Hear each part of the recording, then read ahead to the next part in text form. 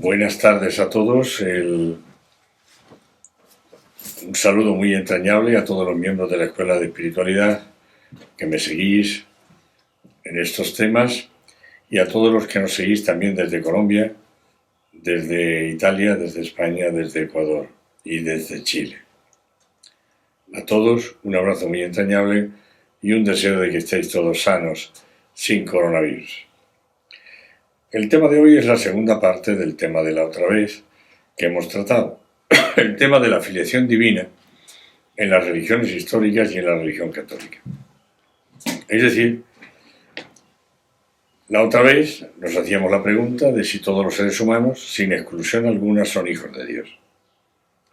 Y a la pregunta respondía sea el dato revelado y de alguna manera el dato científico a través también de su aspecto, digamos, de teoría científica, respondíamos que sí, que todos los seres humanos, sin exclusión alguna, son hijos de Dios.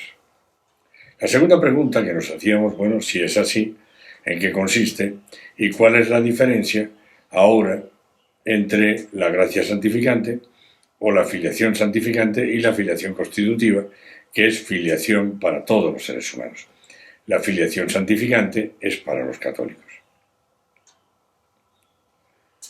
Vamos a ver de responder a estas preguntas y finalmente también de responder a la pregunta, alguno me ha hecho la pregunta de si realmente los niños abortados, en fin, porque si somos hijos desde la concepción, la pregunta que se hacían algunos es si efectivamente esos niños abortados, sea aborto espontáneo, sea aborto inducido o aborto terapéutico, si esos niños que ya tienen la divina presencia de Dios en ellos van al cielo o no van al cielo.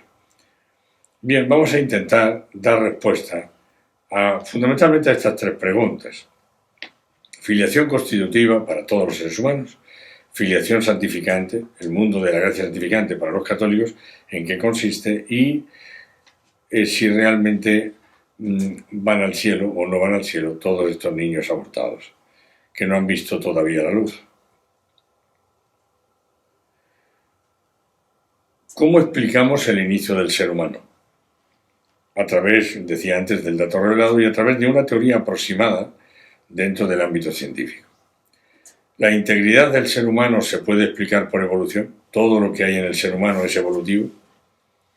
Si dijéramos que todo lo que hay en el ser humano, su cuerpo, su alma y su espíritu, vienen por evolución, entonces el espíritu no sería otra cosa que el estadio final de la evolución de esa materia. No habríamos salido del materialismo. No habría ningún elemento para poder hablar de espiritualidad y de trascendencia en el ser humano. Y desde luego eso dejaría sin esperanza absolutamente al ser humano, porque pues viene de la tierra y a la tierra se va. Lo que Cristo nos dice es lo contrario: venís del cielo. Hay en vosotros alguien más que el cielo, constitutivamente presente en vuestro espíritu, y del cielo venís y al cielo os vais. ¿Qué es lo que es explicable finalmente para terminar este tema? ¿Qué es lo que se explica por evolución en el ser humano? Supuesta la antropología integral del dato revelado. Es decir, que el ser humano tiene un cuerpo, tiene una psicología, tiene un alma y tiene un espíritu. Cristo, cuando habla del alma, dice que hay que aborrecerla, hay que ajusticiarla. Suena fuerte ese término, pero es como decir adiós, alma, adiós. Adiós, alma. Hay muchos hombres que, a distinción o a diferencia de los hombres espíritus, son hombres alma, viven en su alma, se nutren de su alma y la nutren, pero hacen poco caso a su espíritu.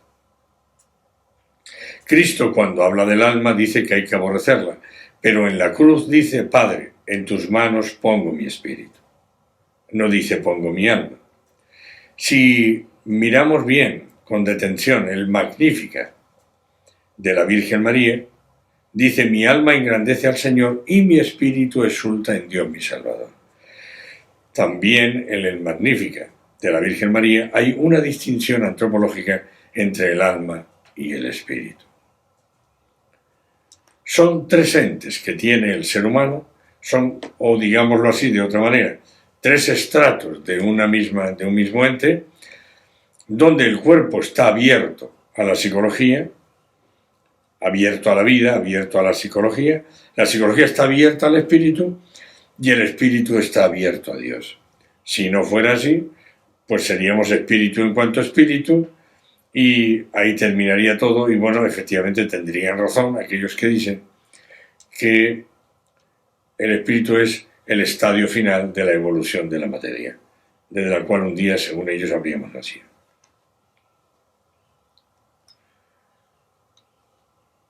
Vamos entonces brevísimamente a hacer el recorrido de que hicimos ya el otro día para explicar el inicio del ser humano. Y usamos la noción de homínido. ¿Qué es el homínido? El precedente del ser humano. Es decir, el espíritu es infundido por Dios en el precedente homínido. En el momento en que Dios infunde el espíritu en esos dos primeros, Adán y Eva, homínidos, y aquí aparecen los términos que el otro día no usé a propósito para ver si alguno me hacía la pregunta. Adán y Eva son dos homínidos elegidos dentro de la raza homínida y esta raza homínida estaba pensada por Dios en su evolución. Parece ser que había llegado a la perfección necesaria para poder infundirle un espíritu y que este psicosoma, que es lo que presentaba el homínido, ¿verdad?, una psicología y un cuerpo, el homínido no tenía espíritu, este espíritu viene infundido por Dios y este espíritu, al ser infundido, asume con su poder, con su potestad, porque Dios está presente en el espíritu humano, hay una divina presencia constitutiva en ese espíritu, asume maravillosamente. Asumir aquí significa que entra, que permea, que penetra en toda la realidad del cuerpo y del alma, los asume reduciendo a cero aquello que de alguna manera podía ser dominante, instintivamente hablando, en el homínido.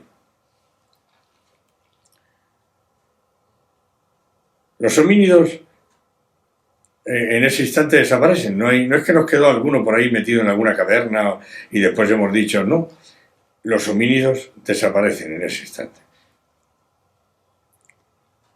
No hay ya homínidos. Tenemos gorilas, orangutanes, chimpancés, en fin, pero no tenemos homínidos. El homínido es el precedente del ser humano.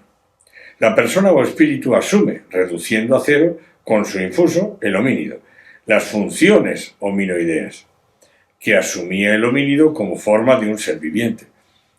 El homínido era un ser viviente que tenía una psicología muy desarrollada, muy elevada y tenía un cuerpo.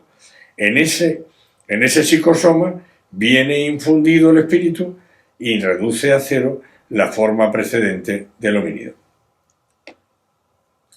Este había adquirido en su proceso evolutivo siempre dentro de su especie, no como dice Darwin, pasar de una especie a otra. No, es una especie única, como vemos las especies hoy, que evolucionan dentro de su propia especie y modifican muchas cosas.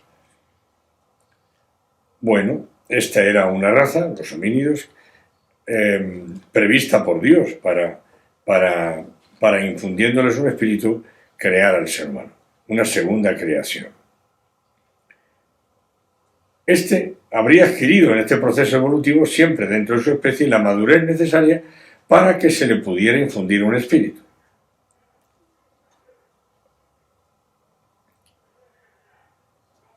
El hominoideo sería, para poderlo expresar con un término, el instinto humano. El instinto humano es todo lo que podemos decir del hominoideo. Es lo que queda, es ese resto. El ser humano es, por tanto, una persona que asume el viviente de un precedente homínido. Su evidencia la encontramos hoy en la potestad con la que la persona gobierna su instinto vital. Hoy, sin Porque claro, estamos hablando de fechas lejanas, estamos hablando el último, ahora en el 2020, el último cráneo que se ha descubierto en Grecia es el más antiguo, estamos hablando del Homo sapiens, es decir, del hombre en cuanto ya ser humano. El más antiguo data de 210.000 años. Podríamos pensar en que el ser humano apareció en la Tierra entre 200 y 220.000 años atrás. Pero esto aparecer en la Tierra significa lo que estamos diciendo, que Dios infunde en esos primeros dos, Adán y Eva, infunde el Espíritu y los somete a digámoslo así, a la prueba que ya conocemos, y es, bueno, pues, ¿queréis serviros a vosotros mismos o queréis servirme a mí? Bueno, tentados por el diablo, por la serpiente, como dice el texto del Génesis, el ser humano pues decide que quiere ser Dios de sí mismo. Este es un pecado de idolatría y que efectivamente se repite hoy. Hoy la tendencia de una buena parte de la humanidad es a querer ser Dios de sí mismo. No quiere reglas morales, no quiere que nadie le diga desde fuera lo que tiene que hacer, quiere ser libre con carácter absoluto. Pero claro, esa libertad se le convierte en libertinaje porque termina antes o después robando libertad al otro. La libertad Dios nos la entrega, pero no para ser lo que queramos, sino para que podamos, para elegir siempre lo mejor, lo más perfecto, lo más santo, lo más noble, lo más puro. El humano, por tanto, es una persona que asume el viviente de un precedente homínido. Y cuando decimos que hay una evidencia hoy de esa potestad que tiene el espíritu o persona para el gobierno de su instinto vital, podríamos decir que todos los seres humanos tienen en su espíritu el poder, la potestad, para poder poner orden al desorden mental, afectivo, desiderativo, etcétera, que padecen en su psicología. La persona es el humano y no el alma. El alma, en su estado precedente, en el homínido, era forma y no sustancia de un vital, asumida con unción ad intra por el espíritu, que es quien la nutre y la sustantiva hoy. Así aparece el humano. El proceso, en el caso del humano, es un infuso, persona, que comporta la transformación de una forma precedente que, reducida a cero en lo que tiene de específico el homínido, se produce un nuevo ser, el ser humano. La espiritualidad le viene entonces al alma del espíritu o de la persona. El ser humano es un espíritu psicosomatizado. Hay unas funciones psicosomáticas y unas funciones psicoespirituales. En relación con el espíritu, el alma en relación con el espíritu, se ve claramente que hay funciones psicoespirituales.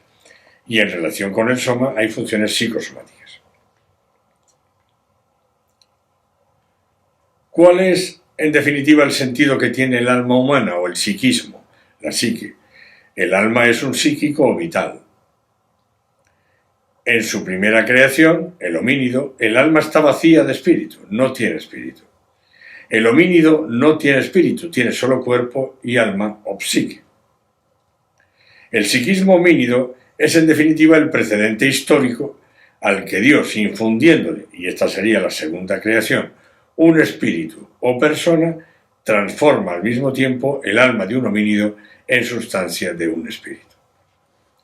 Es decir, el espíritu que Dios infunde en ese homínido, en ese psicosoma, es ahora la potestad, el poder. Dios está presente constitutivamente, haciéndonos imagen y semejanza de Él.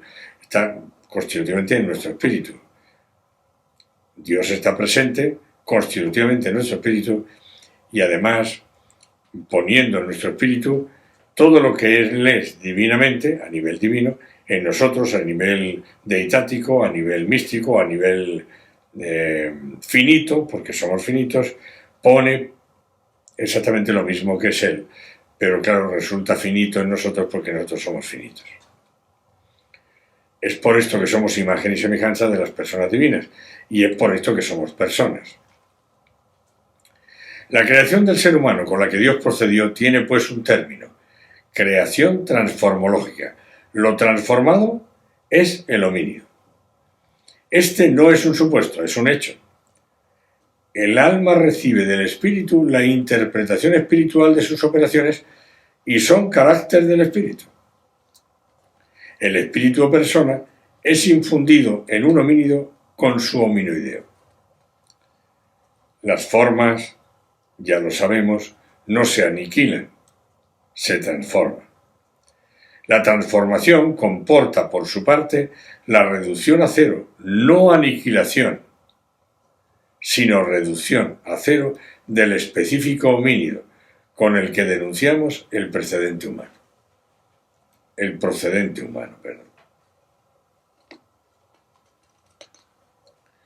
La persona humana resulta, en consecuencia, un infuso creado en un soma. La persona es el transformológico de una forma homínida. Lo hemos repetido a lo mejor demasiadas veces, pero es con la idea de que quede en nuestra conciencia claro que el precedente homínido es ahora con el infuso del espíritu en el cual Dios queda presente con su acto, es ahora el ser humano, la persona. En el caso de los ángeles, por ejemplo, también ellos tienen un alma y un espíritu, el angélico y el angeloideo. No tienen un cuerpo, pero sí un alma. No fueron creados en un estado de unión transverberativa, es decir, de unión definitiva con Dios. Si no, no habrían podido pecar, porque la unión transverberativa, a ese nivel, hace gozar ya al ángel o a la persona humana de una cierta impecabilidad intencional. Por tanto, fueron creados en un estado de unión transfigurativa, un estado de unión del alma, pero no del espíritu. Y de hecho pecaron, podían hacerlo en esa condición de unión transfigurativa, y lo hicieron. Y al final unos cuantos pues se rebelaron, ¿verdad? No fueron creados en un estado de unión transfigurativa, sino transfigurativa. Por eso podían pecar, desobedecer, y algunos lo hicieron. Los que no lo hicieron y lucharon por Dios, por la verdad, la bondad y la hermosura absolutas, alcanzaron con el beneplácito de Dios un estado de unión definitiva con Él, transverberativa. La persona humana empieza a existir en cuanto tal ser humano con la filiación divina. En el momento que Dios infunde el espíritu en ese ser humano, infunde su gene en ese ser humano y ahí se queda presente, bueno, hace al ser humano hijo de Dios. Hijo hecho a imagen y semejanza del mismo, por tanto hijo suyo. Lo mismo que en el orden biológico tenemos los genes de nuestro padre y nuestra madre, en el orden de nuestro ser, en el orden ontológico, en el orden de mi espíritu tengo ese gen de mi Padre Celestial, en el cual pues están todos los atributos dentro, ¿verdad? Todas las virtudes teologales, morales, todos los valores. Es, por decirlo con una palabra un poco general, herencia de valores. Esa filiación divina, que proviene de Dios mismo. La persona humana entonces empieza a existir en cuanto tal ser humano con la filiación divina. Hace más o menos 210.000 años, o 220.000, en fin. Y entonces sucedió lo mismo que sucede hoy, en nuestro tiempo, que Dios infunde el espíritu en un psicosoma humano, de la raza humana, en el instante mismo de la concepción. Es por esto que algunos se preguntan si Dios infunde el espíritu en el instante mismo de la concepción y ya no retira su acto ni siquiera en la vida eterna, porque también allí en la vida eterna tendremos esta divina presencia constitutiva de Él. No tendremos un cuerpo, pero sí tendremos seguramente un alma reducida a cero por el espíritu y un espíritu. La persona humana, por tanto el ser humano, persona humana, tiene un patrimonio, una herencia de carácter deitático genético, que nos hace hijos de Dios. Por tanto, Dios es nuestro Padre. Él nos ha creado y nos ha constituido hijos a su imagen y semejanza, con el patrimonio genético dado constitutivamente por Él mismo y con lo que Él mismo es. En consecuencia, venimos de Él y con Él nos vamos. Esta es, dice Fernando Rielo, verdadera procesión ontológica. Procedemos místicamente de Dios Padre. Todos los seres humanos poseemos esta filiación constitutiva que ninguna religión debe negar a las demás. Por esta causa, podemos todos los hombres decirnos con propiedad hermanos. Todos, incluso los padres y los hijos, son hermanos. Cuando Cristo dice Padre nuestro, está diciendo que es Padre de mi Padre y Padre mío. Desde este punto de vista ontológico, espiritual, mi Padre es también mi hermano. Por lo tanto, todo ser humano posee constitutivamente la capacidad de tener conciencia de esta filiación. Todos los seres humanos, budistas, islámicos, católicos, taoístas, sintoístas, ateos, agnósticos, indiferentes, todos los seres humanos poseen constitutivamente esta capacidad de tener conciencia de ser hijos de Dios. Por tanto, todos estamos llamados a vivir con conciencia filial nuestra vida. Lo que Dios es infinitamente ad intra significa al interno de las personas divinas, lo recibe finitamente, porque es un ente finito, en herencia nuestro espíritu, que aunque finito, queda abierto al infinito, por la propia divina presencia constitutiva del infinito en cada uno de nosotros. Es decir, estamos abiertos al absoluto por el mismo absoluto, y este hecho es el que nos hace trascendentes, este estado de apertura. Si Dios no estuviera presente y nos abriera con su acto al absoluto, nos quedaríamos en espíritu en cuanto espíritu. Es decir, el cuerpo abierto al alma, el alma abierta al espíritu y el espíritu no se abre a nadie. Queda cerrado y una vez más no hemos salido del materialismo y desde luego nos hemos quedado sin esperanza alguna.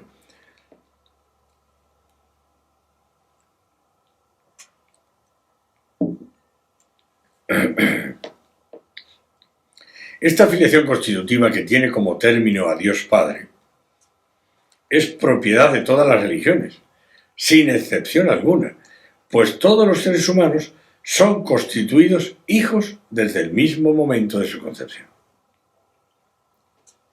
Y ahí radica la máxima dignidad con la que está revestido e investido todo ser humano. Esta filiación es lo que nos constituye como personas.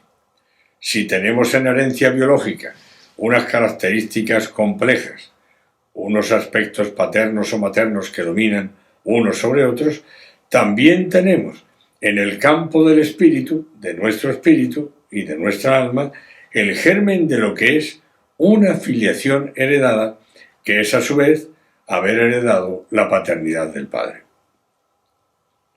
Aquí ya no es que seamos hijos, sino además que nos sintamos verdaderamente hijos. Tenemos pues una filiación biológica y una filiación divina. Vamos a entrar ahora en lo que decíamos la filiación santificante. De todo lo expuesto anteriormente hemos podido hablar porque Cristo nos lo revela en el Evangelio. Todo lo que hemos dicho hasta ahora podemos decirlo porque Él es quien lo confirma, lo revela. Del Antiguo Testamento confirma una serie de cosas y otras son revelación. Yo diría primicias del Evangelio. ¿Y qué revela? Pues la intimidad de Dios, la intimidad de las personas divinas.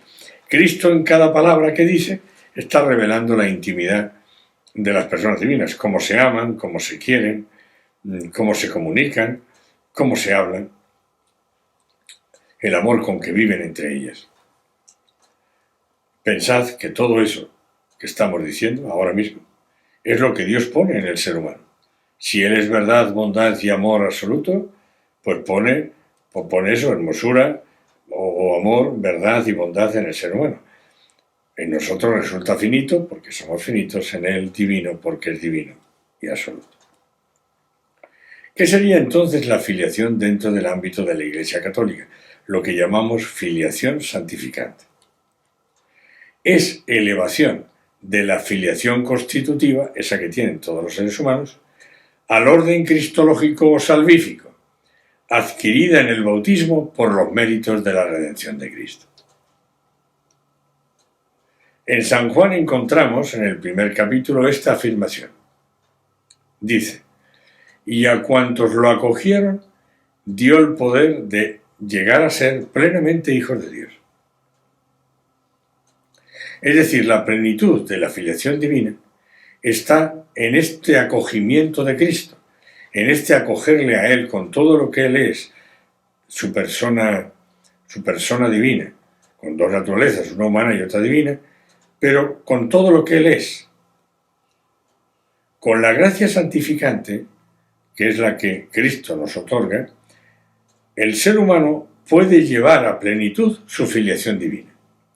Esto es, llegar a la unión mística con su Padre Celestial ya en este mundo. Esto tiene carácter salvífico, que es el orden cristológico o orden salvífico. Se puede ya en este mundo llegar a la unión a través de Cristo. Él dice: yo soy la puerta para llegar al Padre, nadie va al Padre sino a través de mí. Pues es Cristo quien como puerta nos lleva a la unión definitiva con el Padre y el Espíritu Santo en este mundo. Unión transverberativa. ¿Esto se puede dar fuera del ámbito cristológico? No, no se puede dar. Entonces, ¿qué es lo que hay a nivel de virtudes constitutivamente en un ser humano que no sea católico?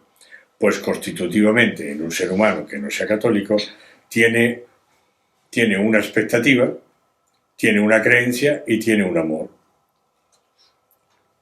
Elevado esto constitutivamente, ¿verdad?, la filiación constitutiva a la filiación cristológica, al ámbito cristológico, al ámbito salvífico o santificante, lo que sucede es que aquellas tres virtudes que constitutivamente teníamos, como la creencia, la expectativa y el amor, elevadas por él al orden sobrenatural, se nos convierten en fe, esperanza y caridad.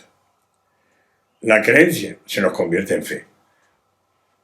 ¿La fe es virtud teologal? Sí, porque es Cristo mismo quien nos propone a Cristo mismo en un modo inmediato, bajo la razón de su verdad.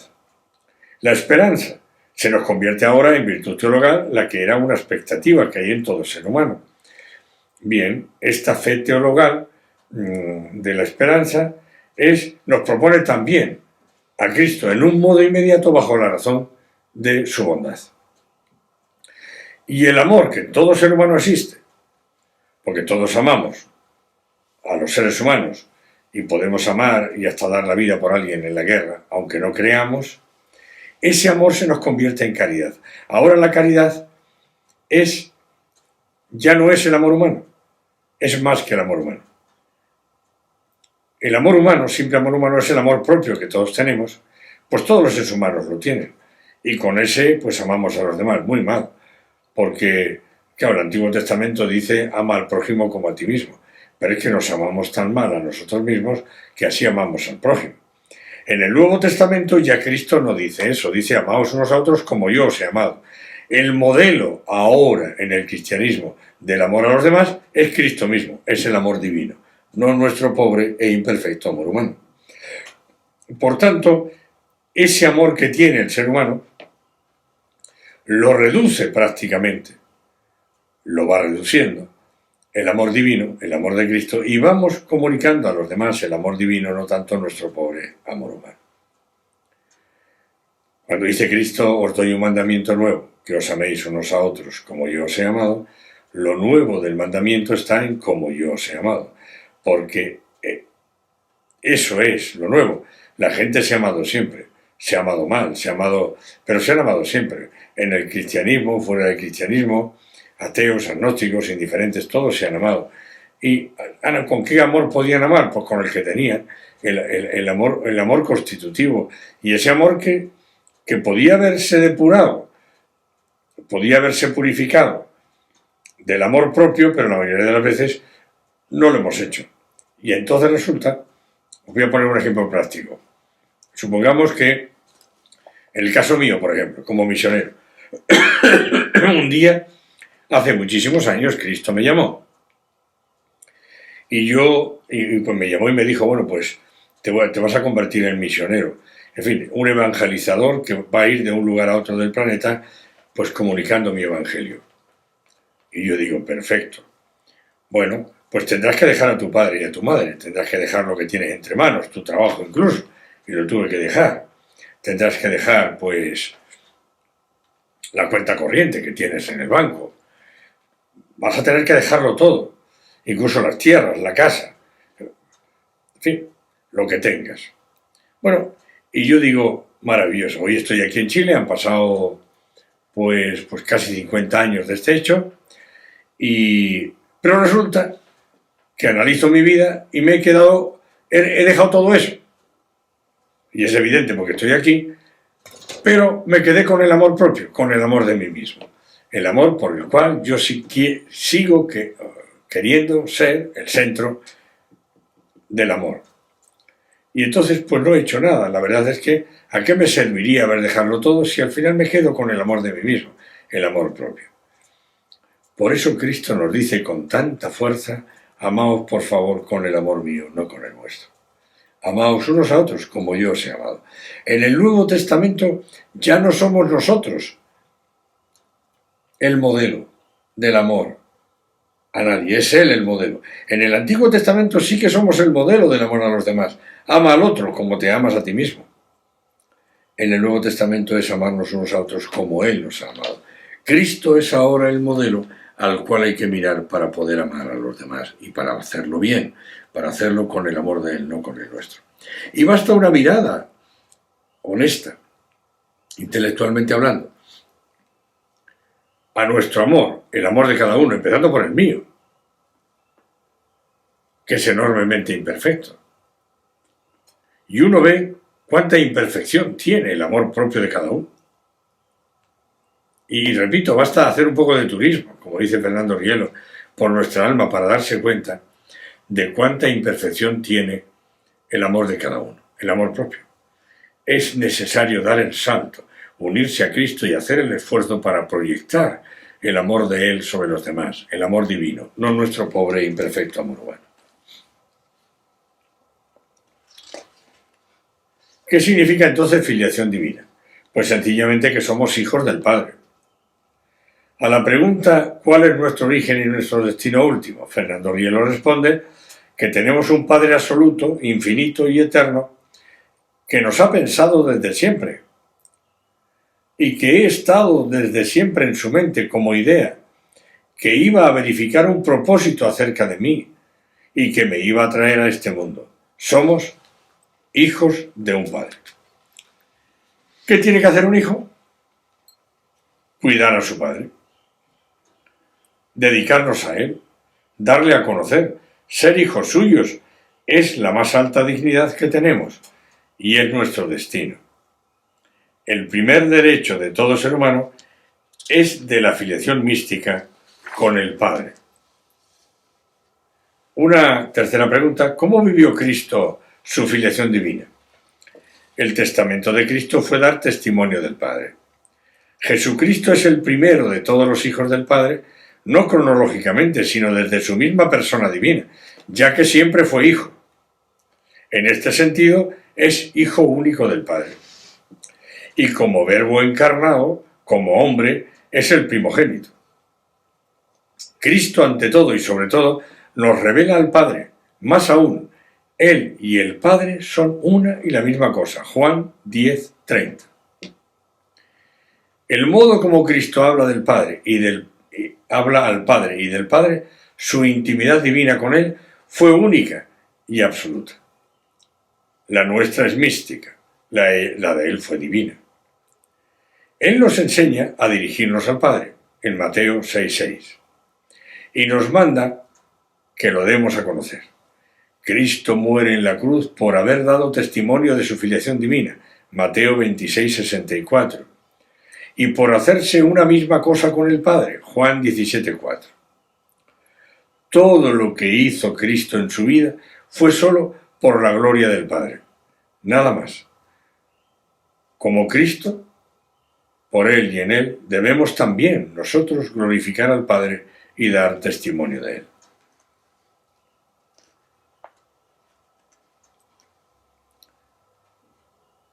¿Cómo ayudarnos a hacer patente la filiación? Fernando Rielo afirma tener el mismo sentimiento acerca del Padre que tuvo ya desde su niñez. ¿Quién se lo enseñó? Él, el Padre, nadie más que Él. Y por eso tengo, dice Fernando Rielo, el deber especial de dar testimonio siempre de Él en cuantas oportunidades tenga. Esta gloria de la filiación es la que deseaba a todos y por la cual ofrecía su vida. El punto de vista para ver la vida es el contemplarla desde nuestro origen, como hijos del Padre. Solo desde aquí, desde un Padre absoluto, que no se nos muere nunca, puede adquirir sentido a la vida.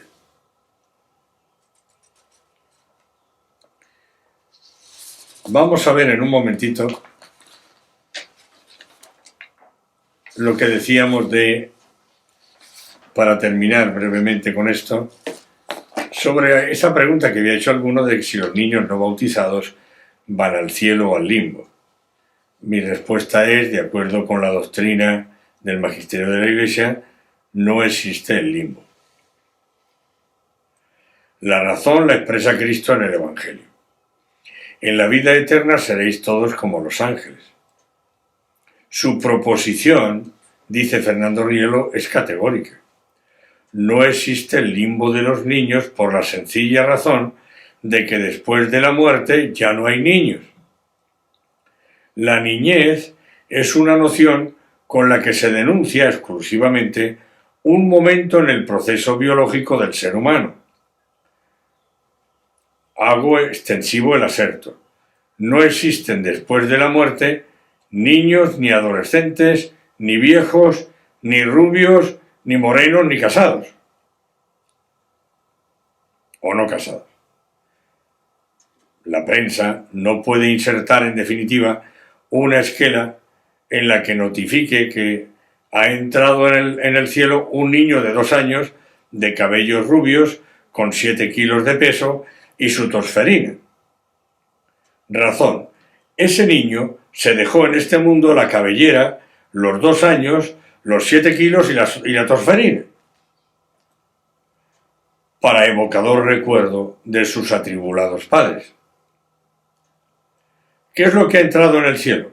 Ha entrado en el cielo un alma con la absoluta madurez de su espíritu. Ha entrado simplemente un ser humano. Sí, el niño ingresó en el cielo con el despojo absoluto de su ser niño, pecoso, travieso, etc. Nada hay entonces que madure tanto a los niños como la muerte. Con la muerte hemos dejado de ser todo, menos espíritu con alma. Hemos dejado de ser niños, hemos dejado de ser viejos, hemos dejado de ser adolescentes, hemos dejado todo menos el hecho de ser un espíritu con un alma. Conclusión. No vale el argumento con el que afirmamos que los niños entran como niños en el otro mundo. Sí, la muerte no respeta nada en este mundo, ni siquiera la niñez. Algunos, y es por nuestro modo de pensar, piensan, hombre, yo ya soy adulto, peso 140 kilos, si me muriera ahora y voy al cielo, pues tendría un espiritazo así de grande, porque como peso 140 kilos, y sin embargo ese otro pobrecito que fue abortado y no ni siquiera intencionalmente, sino fue un aborto espontáneo, un aborto terapéutico, y pues apenas pesaba unos gramos, pues ese tendrá, que todos le pisarán en el cielo, porque nadie le verá, pasarán todos por encima de él, ¿no? Uno se da cuenta de la forma tan especial y a veces ridícula que tenemos de pensar. Es decir, en el cielo no entran niños, ni adolescentes, ni adultos. Entra un espíritu con un alma asumida. ¿Hubo un limbo? Sí hubo un limbo, si lo queremos aceptar así, desde Adán hasta la venida de Cristo. Con la venida de Cristo, pues ya este limbus humanorum, pues termina. Y el limbus puerorum, por decirlo con una palabra latina, pues no ha existido nunca. Los niños van al cielo. Y van tanto al cielo unos como otros. Y uno dice, bueno, ¿y entonces qué pasa? Porque los bautizados entran en el cielo y los otros, bueno, van al cielo y allí, como dice el Evangelio de San Mateo en el capítulo 13, serán los ángeles que con verdadera potestad episcopal se encargarán de bautizarlos. Y Cristo, que es la puerta para ir al Padre, seguirá siendo puerta en el cielo para todos ellos. Y entrarán directamente en el cielo de los santos. Por tanto, no hay un limbo para los niños. Todos los niños que son abortados en distintas edades del aborto, puede ser pues a los 7 días o a los 15 o a los 3 meses, ¿van al cielo? Sí, van al cielo. Todos absolutamente van al cielo. Y entonces a las mujeres que abortan, yo les diría hoy, con esto termino, tenéis las que habéis abortado espontáneamente, terapéuticamente o incluso con aborto inducido, tenéis un santo en el cielo. Sería bonito ponerle un nombre a esos hijos abortados vuestros para que tengan ya un nombre también en el cielo. Pero desde el cielo os asisten, os ayudan y os hacen crecer. Yo termino con un ejemplo que viví en Italia, un sacerdote del norte de Italia que les pedía a las enfermeras que los niños que se abortaban, porque estas trabajaban en una clínica para abortos, pero no estaban de acuerdo con ello. Les pidió este sacerdote que en estas bolsas negras en las que metían los restos de estos niños, ellas mismas les pusieran un nombre. Y él pidió al cementerio que le dieran un espacio, porque no había espacio para este tipo de niños en el cementerio, y se lo concedieron, y ahí los iba enterrando, iba haciendo la misa por ellos y les iba poniendo el nombre en la lápida que las mismas enfermeras de alguna manera les habían puesto. Bueno, están en el cielo, partieron desde el seno materno de una mujer, que se podía decir desde el claustro materno de una mujer partió para el cielo esa criatura. Por tanto, claro, esto no nos puede ayudar en ningún modo a nadie a matar la vida humana, porque son seres humanos que se van al cielo exactamente igual que los demás. Cuando morimos a los 30, 50, 70 o 90 años, van al cielo. Son los mártires que murieron en estos siglos sin haber podido ver nunca la luz. Pero la primera luz que vieron fue la de la gloria de Dios al llegar al cielo, que fue mucho más interesante que ver la luz de este mundo. Cuando se nos dice, esta mujer dio a luz o dio a la luz a un niño, pues en este caso la luz primera que contemplan. Y lo dice Cristo en el Evangelio, sus ángeles contemplan el volto de mi Padre Celestial constantemente en el cielo. Ese es el momento en que se actualiza este hecho, pero Cristo ya nos dice que los niños ven cara a cara a Dios, los ángeles de ellos ven cara a cara a Dios en este mundo. Pues nada más, espero no haberos confundido las ideas más de lo que a veces ya las tenemos todos confundidas. Son temas un poco densos y bueno, hemos repetido un poco lo del último encuentro. La idea es la de que podáis tomar siempre como un punto de apoyo para lo que se dice posteriormente. Muchas gracias por vuestra infinita paciencia y invoco la bendición de Nuestra Señora de la Vida Mística en este monasterio para todos vosotros. Yo os bendigo en nombre de María, Madre de Dios y Madre de la Vida Mística. Gracias.